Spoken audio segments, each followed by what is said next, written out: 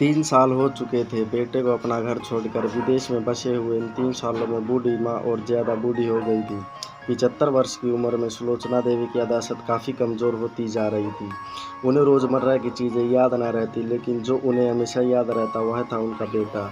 दिन हो या रात, एक पल भी ऐसा ना होता जब उन्हें अपने बेटे की याद ना आती। दूसरी तरफ बेटा था जो साल भर में एक आध बार अपने माँ को फ़ोन कर लिया करता और 1-2 मिनट से ज़्यादा बात ना किया करता। फिर भी यह बूढ़ी माँ टकटकी लगाए अपने बेटे का इंतज़ार करती रहती है। एक दिन बेटे का विदेश से फ़ोन आया। हेलो हेलो, सुन रही हो ना माँ? अनिल बोल रहा हूँ। तुम्हारा बेटा। कैसी हो माँ? मैं ठीक हूँ बेटा। तुम, बहू और मेरा पोता कैसा है? माँ ने पूछा। सब अच्छे हैं माँ, मैं अगले हफ्ते गाँव आ रहा हूँ माँ तुम्हें लेने। अब हम सब साथ में ही लंदन में रहेंगे माँ। तुम्हारी बहू कह रही थी माँ को यहाँ पर लेकर आओ, बेचारी अकेली वहाँ परेशान होती होगी, बेटे ने कहा। माँ की बूढ़ी सूखी आंखें आंसुओं से भीग गई। उसके कमज़ोर शरीर के नस नस में खुशी की लहर दौड़ गई। बेटे और बहू का अपने प्रति प्रेम देखकर माँ का मन खुशी से भर आया। बेटे ने आगे कहा, माँ तैयार रहना माँ, मुझे ज़्यादा दिन छुट्टियाँ नहीं हैं। जिससे जितने पैसे लेने हैं लेकर रखना। तब तक मैं प्रॉपर्टी डीलर से बात कर लेता हूँ। घर के लिए माँ ने पूछा। हाँ हाँ माँ, गांव का घर हमें बेच देना पड़ेगा। अब हम साथ में ही रहने वाले हैं तो वहाँ पर घर रखने का कोई मतलब नहीं है माँ, बेटे ने कहा। बुढ़ापे की वजह से ठीक से चलने में असक्षम माँ ने पूरे मोहल्ले में घूम घूम कर अपनी इस खुशखबरी को सबको सुनाया। सभी को खुशी हुई। सबको लगा माँ जी के आखिरी दिन अपने परिवार के साथ खुशी से बीत जाएंगे। घर वापस आकर माँ ने अपने घर के कोने कोने को ऐसे देखा जैसे अपने दूसरे बेटे को देख रही हो।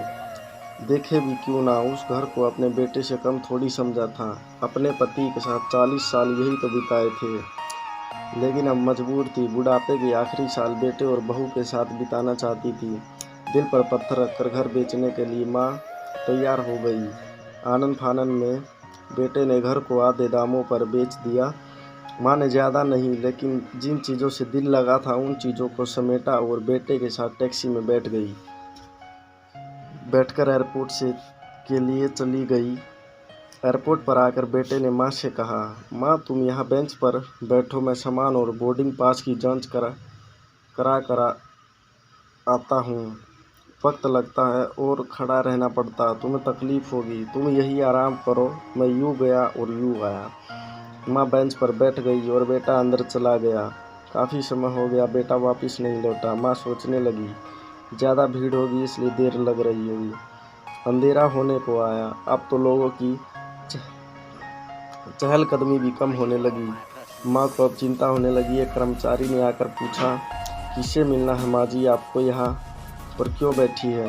डरती हुई आवाज़ में सुलोचना देवी बोली, मैं मेरे बेटा अंदर सामान की जांच करने गया हूँ। लंदन जा रहे हैं हम। क्या नाम है माँ जी आपके बेटे का? कर्मचारी ने पूछा। अनिल नाम है मेरे बेटे का, सुलोचना देवी ने बताया। कर्मचारी अंदर गया और थोड़ी देर बाद बाहर लौटा। उसने सुलोचना देवी से कहा, माँ जी लंदन जाने वाली फ़्लाइट तो दोपहर में ही जा चुकी है और आपका बेटा भी उस फ्लाइट में बैठकर लंदन जा चुका है। अब आपके यहाँ बैठने का कोई मतलब नहीं है, आप भी अपने घर चली जाइए। क्या जा चुका है और मैं घर जाऊँ? घर? माँ की आंखों से आंसुओं के सैलाब उठने लगे। जैसे तैसे माँ घर पहुँची, जो अब उसका था ही नहीं, बिक चुका था और वही बरामदे तुलसी के पास सो गई। घर के नए मालिक को उस पर दया आई तो एक कमरा किराए से उसको दे दिया। पेंशन के पैसों से खाना और किराए का बंदोबस्त हो जाता था। दिन बीतने लगे। कुछ दिनों बाद घर के नए मालिक ने सुलोचना देवी से कहा, माँ जी आप अपने रिश्तेदारों के यहाँ पर जाकर क्यों नहीं रहती है? इस उम्र में आपके लिए वही अच्छा होगा। अच्छा तो होगा, लेकिन अगर मेरा बेटा वापस आया तो उसका ख्याल कौन रखेगा? मेरा बेटा बहुत भोला है, उसे अपना ख्याल रखना बिल्कुल नहीं आता।